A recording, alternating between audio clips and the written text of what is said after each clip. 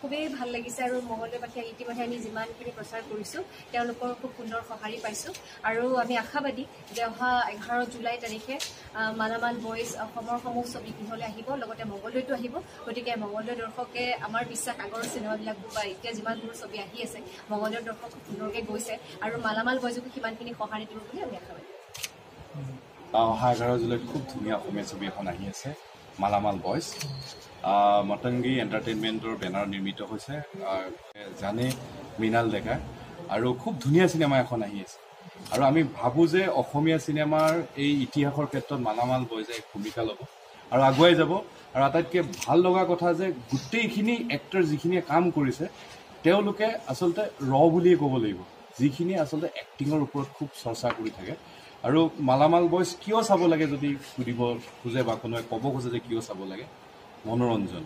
আৰু আমি মনোৰঞ্জনৰ কাৰণে চিনেমা চাওঁ আৰু এই চিনেমাখনত আপোনালোকে বহুত মনোৰঞ্জন পাব। আৰু গোটেই যিমান সময় আমাৰ চিনেমাখনৰ আছে বা যিমান সময় চিনেমাখন আছে গোটেই চিনেমাখনত আপোনালোকে কেৱল এণ্টাৰটেইনমেণ্ট পাব।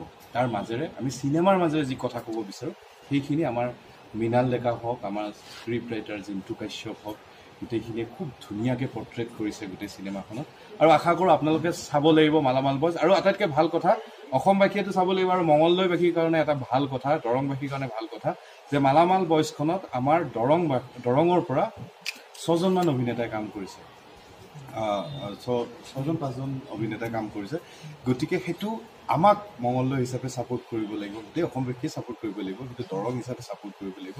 গতিকে মালামাল বয়জ আমাৰ কাৰণে বা আপোনালোকৰ কাৰণে এখন ভাল চিনেমা হওক আৰু ভাল চিনেমা হিচাপে আপোনালোকে আদৰি লওক, সেয়ে আমি আশা কৰিছোঁ। গতিকে অসমীয়া চিনেমা জিন্দাবাদ, অসমীয়া চিনেমাৰ এই জয়যাত্ৰা অব্যাহত থাকক।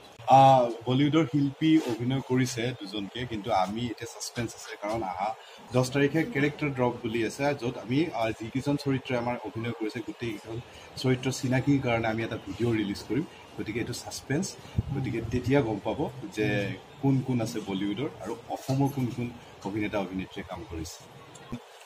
গোটেই যদি টেকনিকেল টিমৰ পৰা আৰম্ভ কৰি গোটেই চিনেমাখনৰ যিখিনি পৰ্দাৰ আঁৰত আছে বা পৰ্দাৰ আগত আছে টেকনিকেল গোটেইখিনি হ'লে আমাৰ আছে, যদি ব্যতিক্ৰম আছে সেই গোটেই ষ্টৰিটোত, ব্যতিক্ৰম আছে সেই গোটেই কাহিনীটোত। কাৰণ আপোনালোকক এতিয়া আমি জনাব নিবিচাৰোঁ, কাৰণ চিনেমাখন চাব লাগিব, তেতিয়া আপোনালোকে গম পাব যে চিনেমাখন কিয় ব্যতিক্ৰম। আমি আশাবাদী আৰু হ'বই লাগে। আৰু এই ক্ষেত্ৰত দৰ্শকসকলৰ আমাৰ অৰিহণা বহুত আছে, তেওঁলোকে আদৰি ল'ব। আৰু অসমীয়া হিচাপে নহয়, অসমীয়া ভাল চিনেমা হিচাপে তেওঁলোকে চাওক, কাৰণ তেওঁলোক আমাৰ কাৰণে ভগৱান, তেওঁলোক আমাৰ কাৰণে কি ক'বলৈ গ'লে তেওঁলোকৰ কাৰণে আমি। গতিকে তেওঁলোকে আমাক ছাপোৰ্ট কৰিব লাগিব, তেওঁলোকে চাব লাগিব। আৰু আশা কৰোঁ অসমৰ ৰাইজে মালামাল বয়জক আদৰি ল'ব। আৰু অসমৰ ৰাইজ আজিকালি মানে জানে চিনেমা চাবলৈ, সেইকাৰণে কৈছোঁ যে ৰিচেণ্ট যিমানবোৰ চিনেমা চাই আহিছে গোটেইবোৰ কণ্টেণ্ট বেছ চিনেমা। আৰু মালামাল বয়জ এখন এনেকুৱা কণ্টেণ্ট বেছ চিনেমা যিখন চোৱাৰ পিছত মানে মানুহৰ আইডিয়াটো, মই এতিয়া কি আইডিয়াৰ ওপৰত চিনেমাখন বনাইছে এইটো কৈ দিব নোৱাৰোঁ, কিন্তু এনেকুৱা হ'ব যে এই আইডিয়াটো আমাৰ আগতে কিয় মানে মগজুত অহা নাছিলে বা কিয় আমি চিন্তা কৰিব পৰা নাছিলোঁ। মানে নিজকে নিজে চেল্ফ এমপ্লয়মেণ্ট কেনেকৈ দিব পাৰি বা স্বাৱলম্বী কেনেকৈ হ'ব পাৰি, তেনেকুৱা ধৰণৰ বা বহিৰাগতৰ পৰা আদি কৰি বিভিন্ন ধৰণৰ ইয়াত সৰু সৰু দিশ কিছুমান উল্লেখ কৰিছে মৃণালে, আৰু বিৰাট ধুনীয়াকৈ এক্সিকিউট কৰিছে আচলতে চিনেমাখনত।